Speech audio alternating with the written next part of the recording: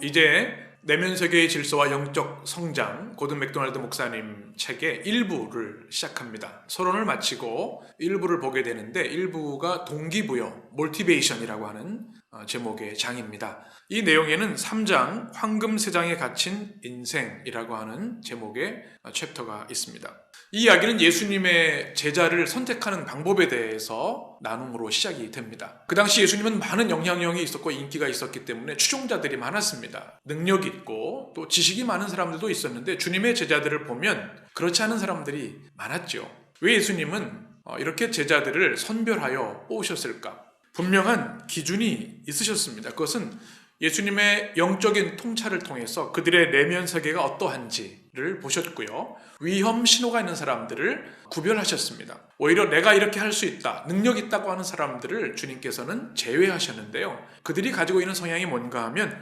쫓겨다니는 성향, drivenness입니다. 내가 뭔가를 이룰 것이고 예수님을 통해서 자신의 욕망을 이루고자 하는 사람들을 능력이 있었지만 제외하셨습니다. 반면에 부름을 받은 사람들이 있었습니다. 영어로는 a called person이라고 얘기를 하는데요. 주님의 부름에 온전히 순종하는 사람입니다. 그들은 예수님의 말씀에 경청합니다. 주님을 잘 관찰하고요. 또 주님이 어떤 삶을 살아가시는지를 보는 사람들이었습니다. 그래서 그들을 세상적으로 보기에는 능력이 없는 것 같고 부족한 것 같았지만 그들을 선택하시고 이 세상에 주의 복음을 전하는 12제자로 삼으셨다는 것입니다. 여기서 이 책의 핵심 키워드가 나옵니다. 쫓겨다니는 사람이냐, 부름받은 사람이냐, driven people이냐, called people이냐, 이 말을 하고 있는 것이죠. 많은 사람들이 부름받은 삶이 아니라 쫓겨다니는 삶을 살게 되는데 쫓겨다니는 사람에게는 특징, 징후들이 나타납니다. 바로 피곤함, 스트레스입니다.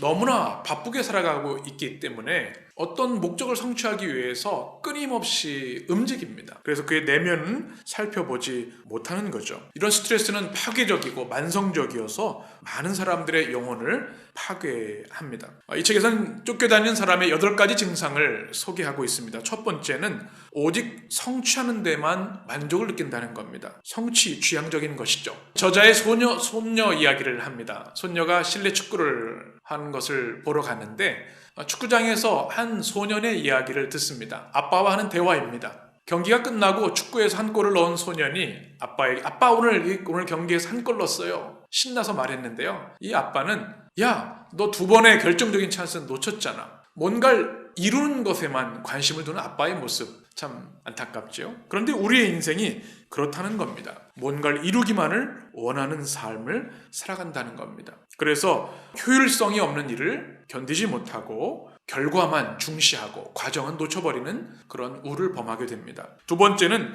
성공을 표시하는 상징에만 집착합니다. 자기 직함, 사무실의 크기, 직위에 집중하는 거죠. 세 번째는 끊임없이 팽창하려고 하는 욕심에 사로잡힌다는 겁니다. 영적인 면에 관심을 두지 않고 외부에 보이는 성공, 확장을 관심 두기 때문에 아무리 큰 일을 이루어도 만족하지 못하는 거죠. 많은 이 시대의 현대교회들 또 북미에 있는 교회들이 그렇다는 겁니다. 교회를 성장시키는 것에 관심을 두고 본연의 목적인 영혼을 돌보고 치유하는 데는 힘을 쓰지 못하는 겁니다. pastoral care, 영혼을 돌보는 것이 교회의 핵심인데 교회를 더 키우는 것, 사람 수를 늘리고 재정을 늘리고 건물을 크게 하는 것에만 관심을 두는 교회가 그런 모습에 빠져 있다는 겁니다. 네 번째는 인격에 관심을 별로 두지 않는다는 겁니다. 그래서 인격이 왜곡되거나 윤리적인 타락을 경험할 위험이 있다는 이야기. 다섯 번째는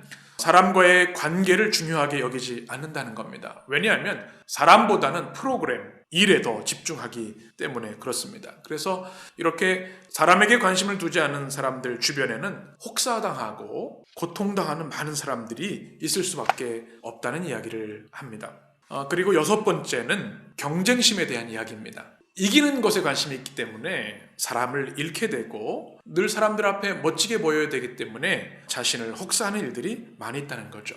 또 일곱 번째는 갑자기 분노가 폭발하는 경우들이 생긴다는 것입니다. 특별히 이런 사람들은 육체적인 폭력은 하지 않더라도 정서적인 폭력을 많이 하게 되죠. 잔인한 언어 폭력을 하는 일들이 있습니다. 한 여직원의 이야기를 합니다. 15년 동안 충실하게 일을 했던 이 여직원이 아이가 아파서 사장에게 요청을 합니다. 아이가 아프니 어쩔 수 없이 제가 한 주간 좀 휴가를 가졌으면 좋겠습니다. 그랬더니 정색을 하고 이 사장이 그럴 것 같으면 당장 회사를 그만두시오. 책임감이 없군요. 이렇게 얘기를 합니다. 이 이야기를 같이 들었던 동료들을 향해서도 사장이 이렇게 얘기를 합니다. 잘 기억하십시오. 여러분이 이 회사에 존재하는 이유는 더 많은 돈을 버는 것뿐입니다. 이것이 싫으면 당장 나가십시오. 이렇게 정서적인 아픔을 주는 일들을 하게 된다는 겁니다. 기독교 리더들, 크리스천 리더들 가운데도 회사를 경영할 때 이런 일들을 우를 범하는 일들이 있다는 것이죠. 8번째는 비정상적으로 바쁘고 노는 것을 싫어하고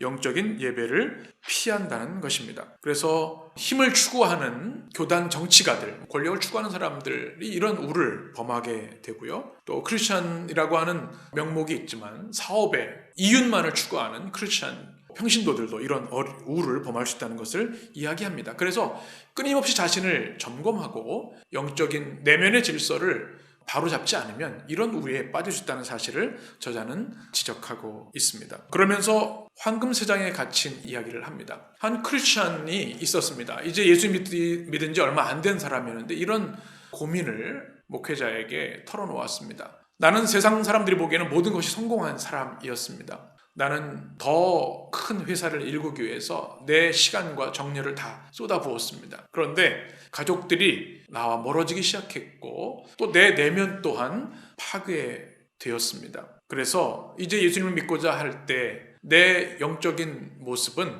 황금세장에 갇힌 것 같은 초라함과 두려움뿐입니다. 바로 이 챕터의 제목이 그러한데요. 그의 이야기는 오늘 살아가는 우리들에게 큰 도전을 줍니다. 겉으로 보이는 세계는 황금세장같이 여겨지지만 우리는 갇혀있는, 끌려다니는 불쌍한 존재로 살아가고 있는 것은 아닌가. 이 책의 세계는 끌려다니는 사람의 가장 대표적인 예가 되는 사울왕에 대한 이야기를 합니다. 사울은 처음 하나님의 부름을 받았을 때 정말로 멋진 사람이었습니다.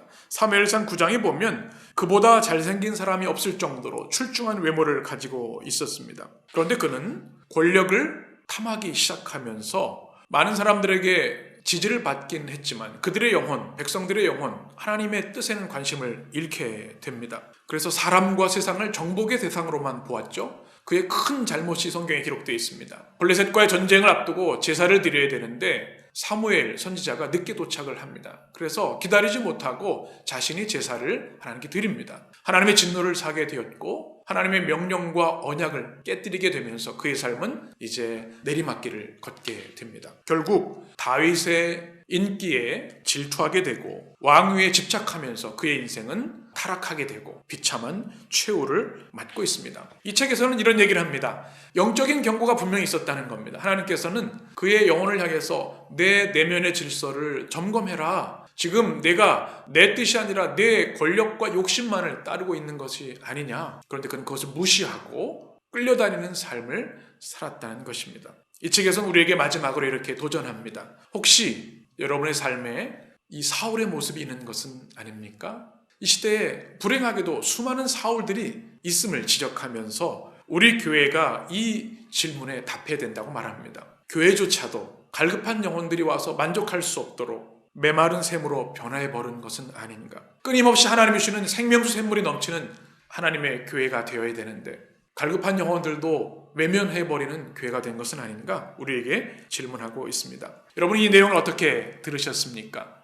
내 인생은 끌려다니는 인생인가? 부름받은 인생인가? 이 책이 던지는 도전, 질문에 정직하게 한번 답해 보시고 그러면 어떻게 이 황금세장에 갇힌 인생이 아니라 자유롭게 하나님의 축복과 은혜를 누리면서 사는 삶이 될 수 있을 것인가? 궁금증을 가지고 다음 장에서 그 내용들을 만나보면 좋겠습니다.